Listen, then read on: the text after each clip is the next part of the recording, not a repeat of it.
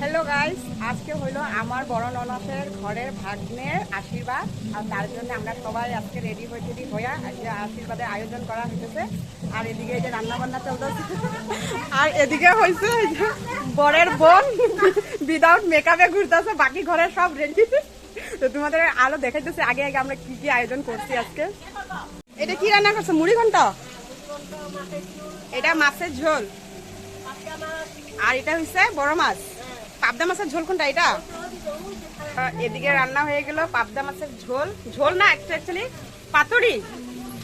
হ্যাঁ দিদি, ও দিদি, এটা কি সর্ষা দিয়ে করছো না পুস্ত দিয়া? পুস্ত দিয়া, আচ্ছা পুস্ত দিয়া পাতুরি হচ্ছে। তারপরে এদিকে হচ্ছে ভেজ মুগ ডাল। খুব সুন্দর রান্না করছে দিদি, দেখতেই পারো, তরকারি কালার গুলো দেখে বুঝতে পারবা।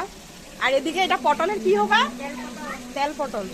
আর এই যে আমাদের দিদিমণি দুজন বসে আছে, আর এই জন্যই তো আমাদের মেন রান্নার মানুষ। তো দেখা সুন্দর করে ওইসব পান চাবাইতেছে আর রান্না করতেছে। এই জন্য হলো আরেকজন বোন, আমার ননদের যা, ছোট যা।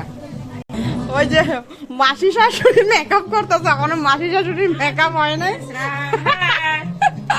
সবের থেকে লাস্ট মাস ছেলের মা এখন রেডি হইতেছে, রেডি বাকি আছে। ছেলের মা অনেক ব্যস্ত, সকাল থেকে অনেক কাজ করছে। রেডি হওয়ার পরে মেকআপ বক্স খুলতেছে। আর এদিকে পুরো ডেকোরেশন করা হয়ে গেছে। আমার ভয়েসটা হয়তো কম শুনতে পাইবা, কেন কি এদিকে গান বাজতেছে। আর এদিকে হইব আশীর্বাদের নিয়ম টিয়ম, তার জন্য এখানে একটু ডেকোরেট করা হচ্ছে। আর দুজন মিলে আরো করতে আছে। তো কেমন হয়েছে জানাইও ডেকোরেশনটা, আমার তো খুবই ভালো লাগছে।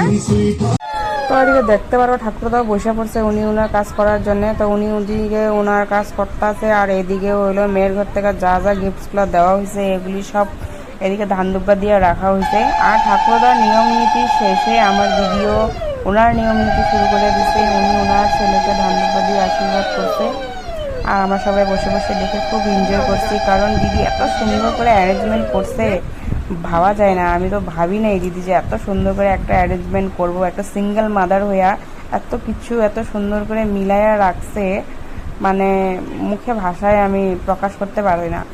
তাই এখন খাওয়া দাওয়া চলবো, তার জন্য সব এদিকে রেডি করা হইতেছে। সব এখানে রাখা হয়েছে। হ্যাঁ বন্ধুরা, এই যে আমাকে দিদিমণি কি কয় শুনেন। আর এদিকে আরেকজন দিদি মাছ বাড়তেছে। কেমন লাগতেছে? তোমারে কইতেছি ভালোই লাগছে, ভালো লাগছে। আর এদিকে দিদিমণি আপনার গরমে মজা না? আর এইদিকে দাদা, এই যে এটা কি? মুড়ি ঘন্ট। মুড়ি ঘন্ট বাড়ি করতেছে, এখন সবাই খাওয়া দাওয়া দেওয়া হবে।